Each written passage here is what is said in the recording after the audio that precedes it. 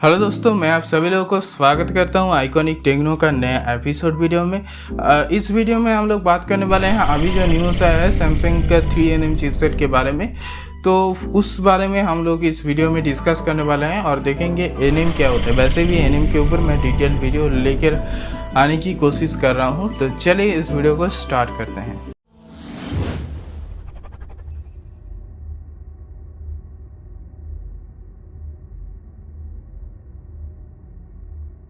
तो पहले जान लेते हो 3nm क्या होता है। 3nm का मतलब होता है 3 नैनोमीटर। नैनोमीटर एक तो मापने की होता है। एक जो चिप होता है उसके अंदर बहुत सारा ट्रांजिस्टर्स लगाई जाता है। वहाँ पे 1 मिलियन या फिर 1 बिलियन ट्रांजिस्टर्स भी लगाए जाते हैं। तो एक ट्रांजिस्टर जो होता है उसका जो साइज होता है वो 3nm होता है, मतलब 3 नैनोमीटर। नैनोमीटर को अगर आप लोग समझ नहीं पा रहे हैं तो ये समझ सकते हैं कि एक सेमी 10⁻⁷ नैनोमीटर की बराबर होता है, मतलब बहुत छोटा है। अभी जो मार्केट में है वो 2 ब्रांड लीड करता है। एक है TSMC, मतलब ताइवान सेमीकंडक्टर मैन्युफैक्चरिंग कंपनी जो 54% मार्केट शेयर है, और एक है सैमसंग जो 16.3% मार्केट शेयर में के साथ अवेलेबल है। इन दोनों कंपनी से ही जो चिप बनाई जाता है वो बहुत मोबाइल्स में यूज़ होता है। मेनली सैमसंग की डिस्प्ले सबसे ज़्यादा फेमस है, लेकिन हाँ उसका खुद का प्रोसेसर भी है एक्जीनोस जो उसका मोबाइल में भी यूज़ होता है।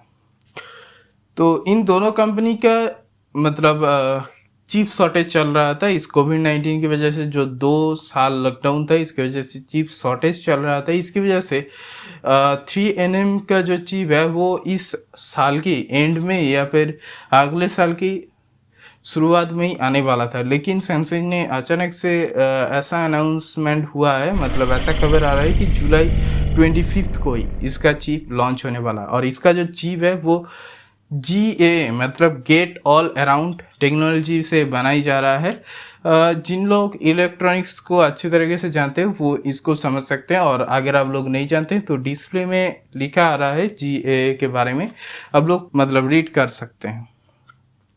तो अब मेन मुद्दे पे आते हैं कि 5nm जो चिप होता है, मतलब अभी जो करंट है वो है 5nm टेक्नोलॉजी जो 2020 में आया था। तो उससे इसका क्या मतलब ये कितना अच्छा होगा। तो देखिए सैमसंग की जो चिप आ रहा है वो उसमें 16% एरिया, मतलब उसका जो 5nm का जो चिपसेट था उसका जो एरिया था, जितना एरिया वो कवर करता था उससे 16% कम एरिया ये चिपसेट कवर करने वाला है। मतलब स्पेस बढ़ेगी, इसकी वजह से और भी बहुत सारा इंस्ट्रूमेंट्स लगाई जा सकता है और मोबाइल भी पतला हो सकता है।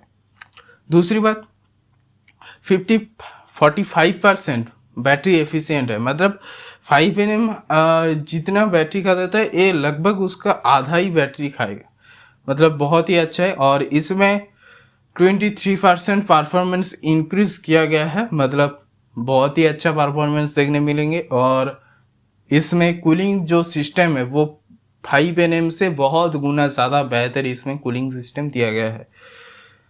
और ये जो चिपसेट है ये सैमसंग अपना जो देश है, मतलब वो तो कोरियन कंपनी है साउथ कोरिया का, तो वहाँ का गयोंगी एरिया में एक जगह है हुआसियो। वैसे मैं नाम गलत बोल सकता हूँ, आप लोग डिस्प्ले में देख सकते हैं। वहाँ पे इसका मैन्युफैक्चर हो रहा है, तो वहाँ पे इसका पहला जो है वो सेलिब्रेट होगा। और सैमसंग ये भी बताए कि उसका एक सेकेंड वर्सन भी आने वाला है, मतलब 3nm का एक सेकेंड वर्सन भी आने वाला है, लेकिन एक कब आने वाला है इसका कोई अनाउंसमेंट नहीं हुआ है। लेकिन अगर ये आएगा तो ये 50% मोर बैटरी एफिशिएंट होगा और इसका परफॉर्मेंस 30% इसका परफॉर्मेंस इम्प्रूव होगा, तो जो कि बहुत ही अच्छी बात है। और ये जो 3nm का जो पहला बैच होगा तो ये पहले एक चाइनीज ब्रांड के पास जाएगा, ऐसा न्यूज़ में आ रहा है। और अगर आप लोग बात कर रहे हैं 2nm चिपसेट की तो वे 2025 तक इसका मैन्युफैक्चर हो जाना चाहिए, ऐसा TSMC ने बताया है। अब क्या होगा पता नहीं है, लेट्स सी, देखते हैं। और 3nm चिपसेट के लिए मैं भी एक्साइटेड हूँ, देखते हैं इसका परफॉर्मेंस कैसा रहता है। अभी तो लॉन्च में इसका ब्रांड प्रॉमिस किया है, लेकिन फिलहाल तो होगा जब उसको यूज़ किया जाएगा तभी उसका मेन परफॉर्मेंस देखा जाएगा।